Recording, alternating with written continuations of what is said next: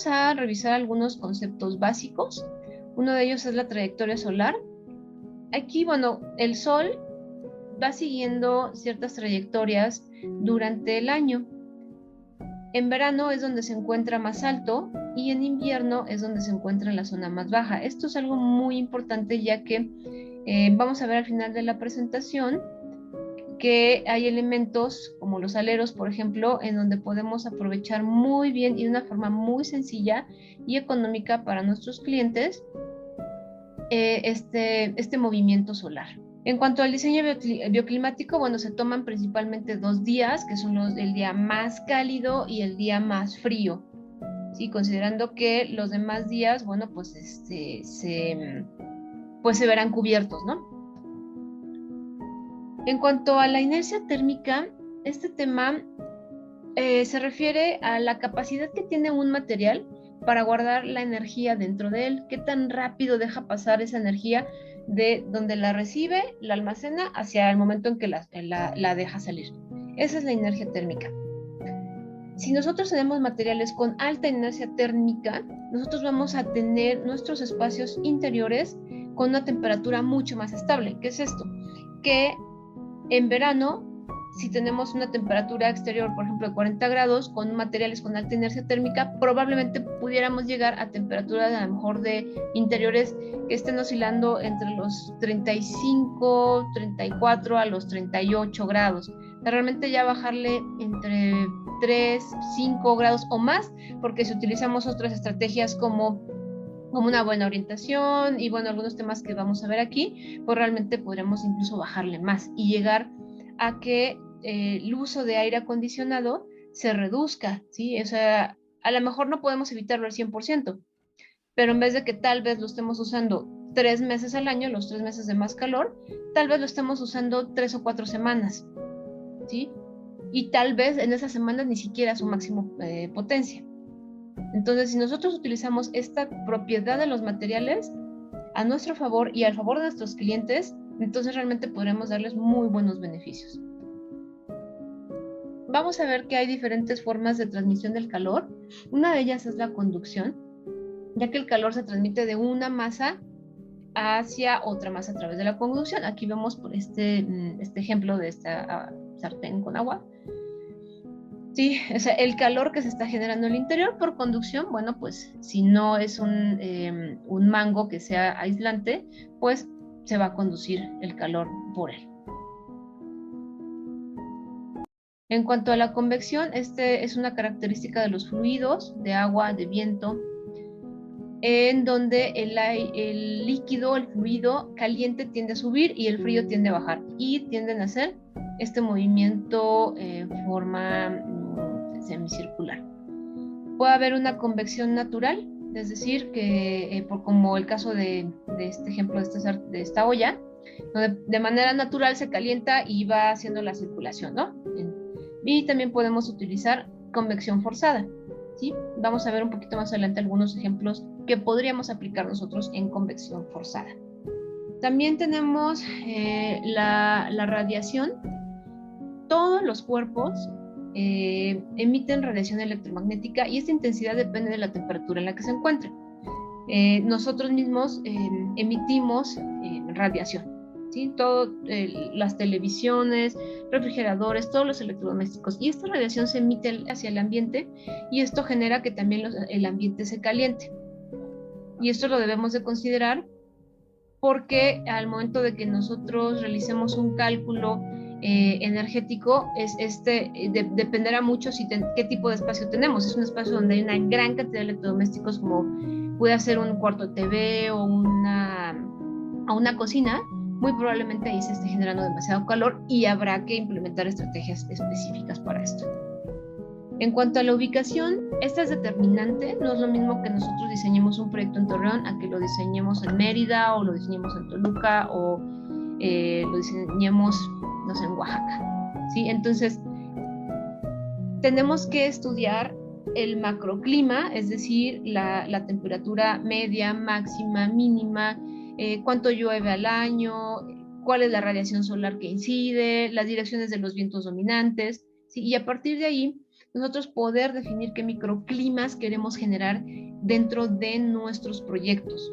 La forma de los proyectos influye muchísimo. Si no es lo mismo, como este ejemplo que tenemos una vivienda a 2 aguas, a que tuviéramos una vivienda con losa plana en donde el sol está irradiando todo el día, ¿sí? Y donde si esa losa plana además tiene una baja inercia térmica, entonces va a transmitir el calor de una forma bastante rápida, es decir, va a absorber mucho y va a soltarlo muy rápido. Si nosotros tuviéramos, por ejemplo, viviendas a 2, 3 o 4 aguas y esas aguas las orientáramos de una manera y giramos o colocamos nuestras losas inclinadas en el ángulo contrario a donde se mete el sol.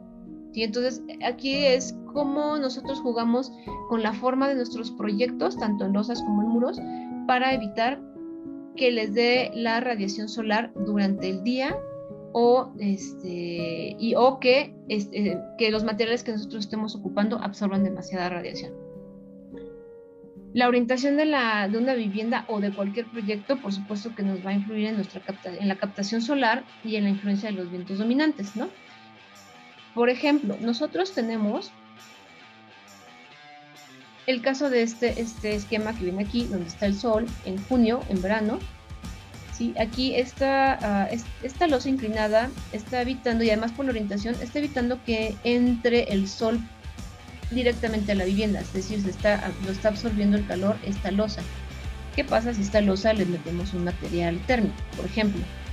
O ahorita vamos a platicar un poquito de qué podemos hacer en losas. Pero ¿qué pasaría, por ejemplo, si nosotros, en vez de que tuviéramos esta vivienda así, fuera una vivienda más convencional, donde no tenemos losas inclinadas, y tuviéramos, por ejemplo, nuestra ventana aquí? ¿Qué es lo que está pasando aquí? Está entrando la radiación solar por esta ventana y nos está calentando esta losa. Esta losa se calienta y en algún momento, si es de baja inercia térmica, bueno, va a soltar el calor hacia el interior de la vivienda. Y además, el cristal no permite que el aire caliente salga, generando un efecto invernadero. Tenemos varias estrategias para nuestras viviendas. Una de ellas es la captación solar pasiva, que se refiere a que nosotros, a través del diseño o de implementar algunos elementos como cristales, huecos, podamos hacer que el aire caliente y frío vaya, a través del fenómeno de convección, pues vayan enfriando o calentando nuestros espacios dependiendo de lo que nosotros querramos. Los sistemas de captación pueden ser definidos por 2 parámetros principales: el rendimiento que tiene un material y el retardo o tiempo que va a tener la energía almacenada en él, ¿no? Aquí tenemos el ejemplo de este doble acristalamiento, en donde generalmente existe en el interior de estos dobles acristalamientos un gas, ¿sí?, que va a absorber la radiación y no va a permitir que pase rápidamente hacia el interior. Tenemos aquí algunos ejemplos de sistemas directos de radiación. Por ejemplo, vean, ¿no? Esta vivienda, aquí, si este fuera un ángulo solar en verano, aquí está entrando el sol, está calentando este muro y además está calentando esta losa. ¿Sí? Si fuera este ángulo en invierno, probablemente sí nos convendría, ¿sí?, porque estamos permitiendo que se calienten estos elementos y el espacio se mantenga caliente durante esta época del año, que es a través de un muro de acumulación, ¿sí?, en donde tenemos un cristal.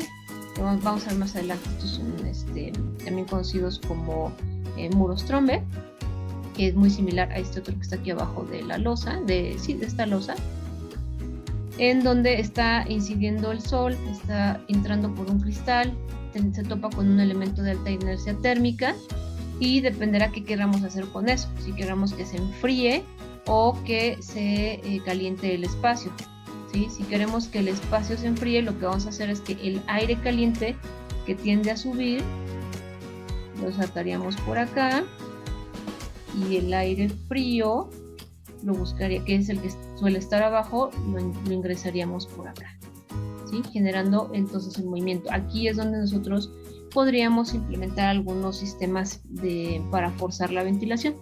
¿sí? Y lo mismo ocurre también en este ejemplo, donde está,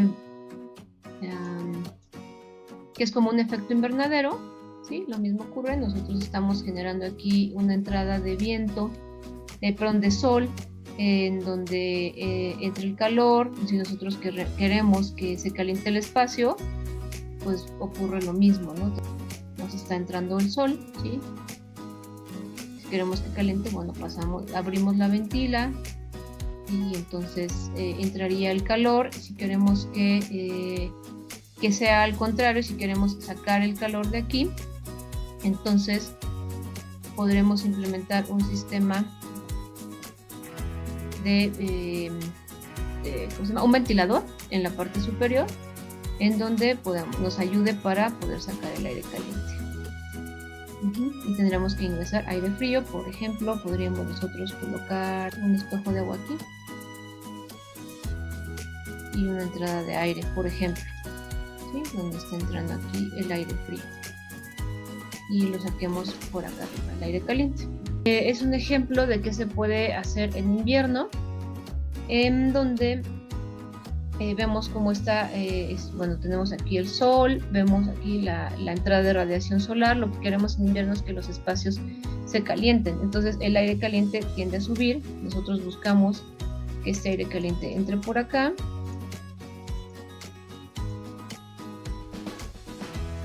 que entre por acá, ¿sí? Y el aire frío, que es el que tiende a bajar,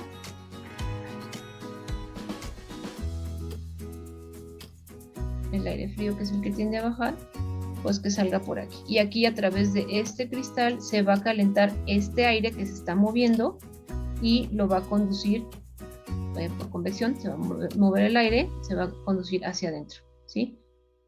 También podremos implementar, si quisiéramos enfriar el espacio, por ejemplo, un cuerpo de agua, ¿sí? En el que igual ingresemos aire frío,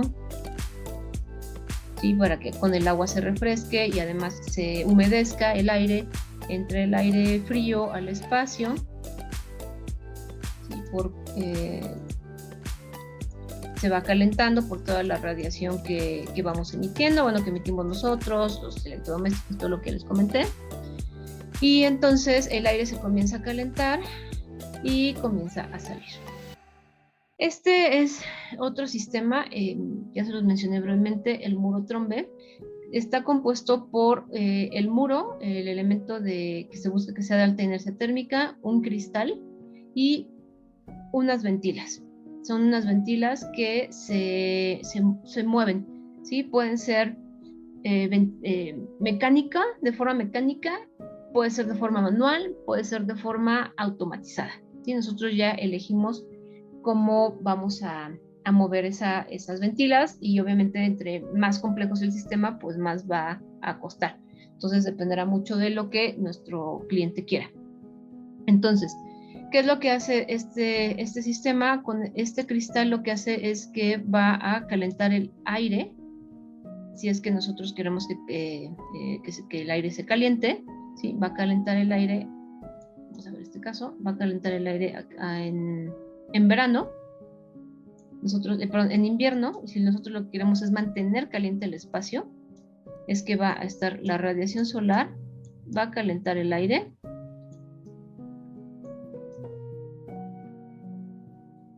y este aire caliente que se está generando aquí va a subir. En algún momento ese aire se enfría, baja, se vuelve a calentar en esta misma cámara de aire y se vuelve a mover, ¿sí? Y va generando el ciclo. Si nosotros queremos hacer esto en verano, para que el aire caliente salga, lo que hacemos es ingresar el aire por el exterior, y aire frío, ¿sí? Ese aire frío se va a calentar en el interior, va a subir y va a salir.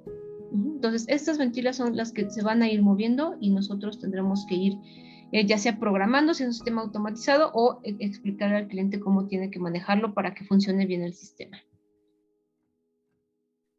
El diseño de estos sistemas es muy importante a considerar, ya que la existencia de una superficie de masa térmica que acumule el calor es sumamente importante. Aquí es el ejemplo que yo les ponía hace un momento.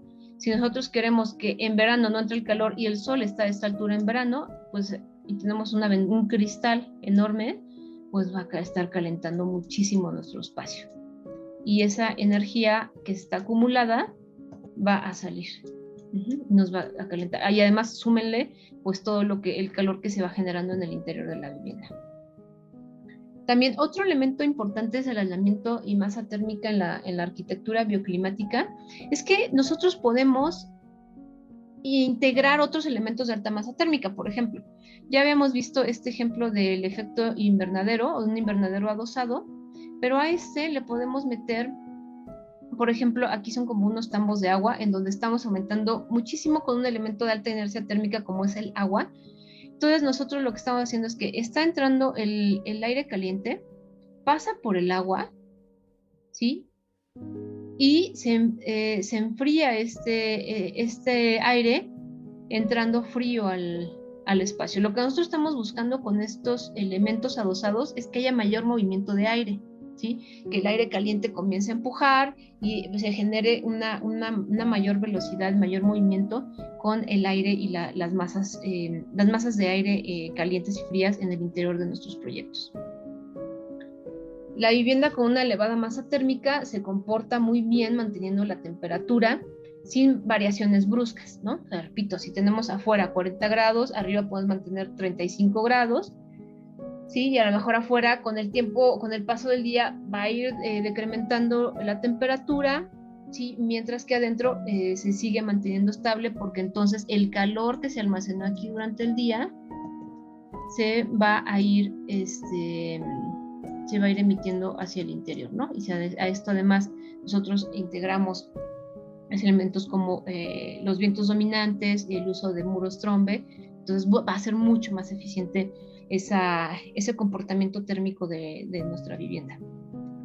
En cuanto al aislamiento térmico, va a dificultar el paso del calor por conducción al interior, ¿sí? O sea, es decir, si nosotros tenemos nuestro muro que preferentemente tiene que ser ahuecado, sí, porque obviamente ahuecado, bueno, gastas menos material en tu, vaya la redundancia, en el material, ocupas menos, ya que tiene huecos, que puede ser un tabicón, puede ser un tabique hueco, puede ser, ya hay, hay tabiques ahuecados con diferentes cantidades de huecos, y eso te va a permitir que ese material por sí solo funcione bien, pero si además le adosamos elementos térmicos al material, esto va a tener una mucho mejor inercia térmica, como por ejemplo en los muros verdes que platicábamos en alguna clase. El aislamiento dependerá mucho del proyecto, del presupuesto, de la orientación, del objetivo que se tenga, pero si es necesario se puede colocar en muros, techos y plafones. En estrategia nosotros podemos diseñar espacios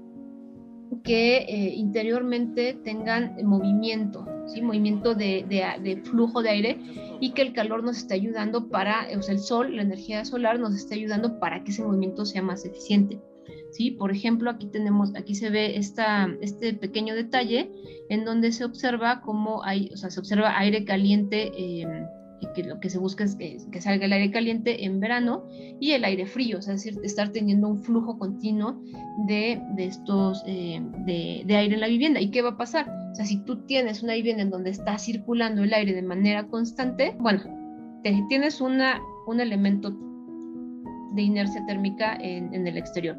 Tienes un colchón de aire en el interior que además se está moviendo constantemente, ¿sí? Y además puedes tener aislante, ¿sí? Un aislante que en tu muro y en tu plafón. Entonces esto va a generar que tu vivienda mantenga la temperatura de forma más constante y no se vea tan afectada por lo que esté sucediendo en el exterior. Bien, como ya platicamos, podemos instalar cubiertas ajardinadas, techos verdes, que bueno, la vegetación, al conservar agua en su interior, bueno, la vegetación y la tierra, va a generar que la losa se mantenga más fresca, que las losas son los elementos de la vivienda que más absorben calor.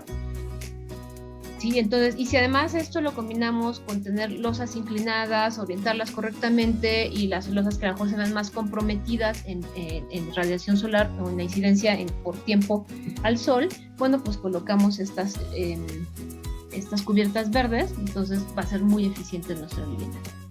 Hay otra opción que son cubiertas estanque, que esto, por ejemplo, puede ser utilizado con fitorremediación, es decir, limpieza de aguas grises a través de la vegetación, y las podemos tener en techo. O sea, dependerá mucho el diseño, solamente sí hay que tener mucho cuidado con la carga de la losa, porque pues el agua es una carga viva, sí, pero si añadimos la vegetación para que sea más estable el movimiento del agua, entonces, bueno, podríamos generar proyectos interesantes que mantengan la temperatura en el interior de nuestra vivienda. Invernaderos adosados, estos ya los platicamos cómo funcionan. Sí, el uso de la vegetación es muy, muy importante si queremos lograr proyectos bioclimáticos y de alto confort para los usuarios. ¿Qué es esto? Aquí en este ejemplo que tenemos como entra una masa de aire frío. Si este viento dominante además lo estamos pasando por una serie de vegetación, ¿sí?, que enfríe el aire, porque la vegetación, porque mantiene agua, o sea, tiene agua y por sus propiedades va a enfriar el aire, entonces estamos permitiendo que o logrando que ese aire que está entrando al proyecto se enfríe. ¿Sí? Aquí, por ejemplo, vemos cómo está, bueno, estamos metiendo el aire frío por abajo y este aire se va a enfriar, perdón, se va a calentar, y lo que buscamos es que salga. Si además a esto nosotros le añadimos, por ejemplo, un cuerpo de agua, que reitero, aquí podemos poner vegetación, tener aquí reciclaje de aguas grises, etcétera, con plantas, ¿sí? Entonces estamos permitiendo que además este aire que entra se enfríe y se humedezca mucho más con un cuerpo de agua. Este es un ejemplo de muro Trombe, ya en un proyecto. Vemos cómo están los cristales, ¿sí? Por dentro, bueno, aquí incluso se ve, ¿no? O sea, la evaporación que tienen en el interior los muros. Vean, aquí se ven los huecos, ¿sí?, que tiene el muro para la circulación del aire. Y vemos aquí cómo está funcionando. Y el aire frío, aquí en este caso se busca que el aire que se mantenga caliente. Entonces, ¿qué pasa aquí? El aire frío, el aire que se está enfriando, entra a este espacio de calentamiento a través de este cristal, se calienta y entra otra vez, ¿sí? Y reitero, o sea, si queremos que sea al revés, tendríamos que cambiar la forma en que se cierra el muro, a través de las ventilas. Y finalmente el tema de los aleros, que son protecciones solares que pueden llegar hasta un 50% de la energía eléctrica empleada para refrigeración. Esto, bueno, obviamente va ligado con otros elementos, ¿no? O sea, si ligamos aleros con cubiertas verdes, con inclinación de losas, si a lo mejor añadimos algunos ventiladores que nos ayuden a mover el aire, entonces podemos llegar a tener viviendas muy eficientes, muy cómodas, que incrementen la calidad de vida de nuestros usuarios.